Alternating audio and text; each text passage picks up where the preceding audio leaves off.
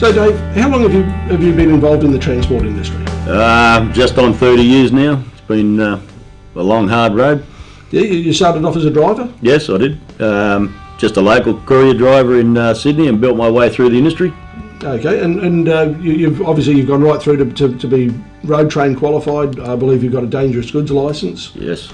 So there's not many facets of the industry that you haven't been involved in during your time as a driver. I've had my hand in every area of the industry, all from groceries through to fuel to containers, carton bricks, pylons, anything that can be done in the industry, I've pretty much had a go at it.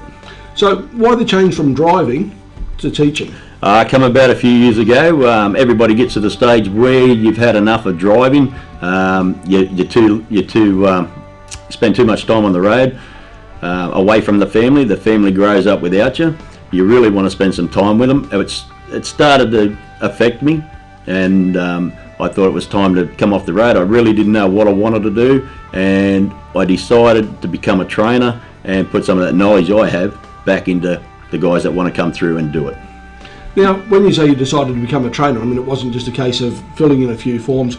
You sat down and developed a proper training plan to bring people from virtually light rigid all the way through to being a fully qualified multiple combination driver. That's correct. Yeah, we've got a program put together for each and every class of license. If the person wants to start off at the bottom end of the scale and do light rigid, then we can walk them through from their light rigid through to their MC over a period of a couple of years, with the knowledge that they're going to get the best and they're going to understand what it takes to drive a truck.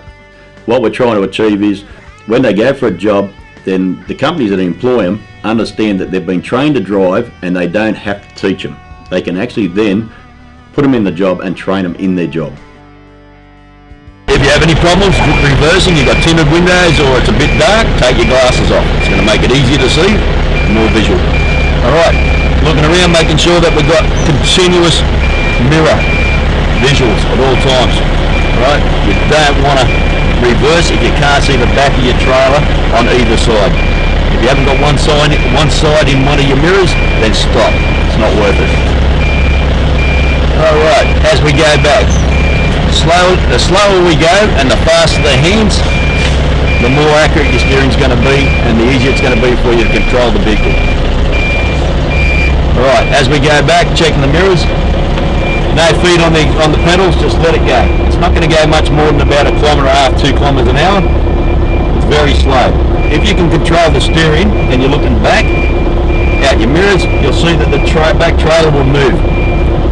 If it decides to move like it is now and it wants to go to the left, then start steering to the right and bring the front trailer across to line up with it. Once they're lined up, straighten your prime mover over. Get your prime mover back in the middle, and if you have to, readjust the other way again. It's all about knowing where the trailer is and when to turn. Don't be too quick trying to do it, and don't try and do it in one move. If we do it in increments and we do 5 or 6 moves instead of one, you'll find it a lot easier to move it and a lot quicker. As it goes left, we steer right. Once we get it lined up, we get the prime mover back in line, we can have another look and then go again. Just line it up a bit and then straighten it. All we're trying to do is get the two trailers in a straight line and then bring the prime mover back every time. It makes it easier to get to the next move. A lot easier, a lot quicker. Beats making a big turn. We don't want to do big turns. If we do a big turn, it's going to take two big turns to undo it. Once you've done 2 big turns, it's going to take 3 to go the other way again. You've already lost control of your truck. It's all over. Alright, we're back in line again. We just keep chasing it, keep following it. Alright. Once you get it in line, you virtually don't have to do anything. You can let the truck go. Let the trailers just go on their way, get your truck straight, and they'll stay in line. There should not be a reason why you want to turn the steering wheel. You don't need to touch it if it's just going straight. If it decides to go one way, turn the opposite way and bring it back. Make the front trailer come across, line up with the back trailer, and then straighten your prime mover up again. That's the key, to get the prime mover back to the middle so you can see down both mirrors and make sure you know where your next move's going to be.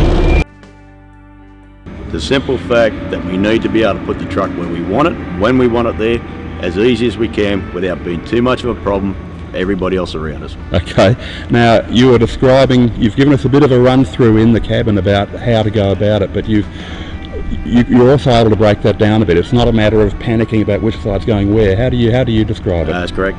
The best way to do it, if you're going to do a maneuver or you're anticipating doing something, the best way to do it is just look at what you're doing and do it. If you put too much emphasis on what you're doing, it becomes a nightmare. Right. Okay. So if we break it down and we just work on it step by step, easy as it comes, then it becomes an easy task, not a chore. This is probably how long's a bit of string question, but how long does it take to learn to reverse a truck? Everybody's different. Everybody. Some people can do it in a matter of hours. Some can do it in a matter of weeks. Yeah. But if you really want to get a perfected task out of it, then it's going to take years. Everybody can get the basics. Right. Once you get the basics, it's a matter of learning it and keep your skills up to date. So it's something you've got to practice. You do have to practice. Right. And look, this is a skill you'd expect to have before you got the license, your ticket for a B-double. One of the requirements for getting your MC license is you have to be able to show that you are capable of backing up an MC vehicle, mainly a B-double. That's what we do them in for a period of a certain distance. It's not so much as backing it up in a straight line. It's a matter of correcting it and understanding what to do during the course of reversing it.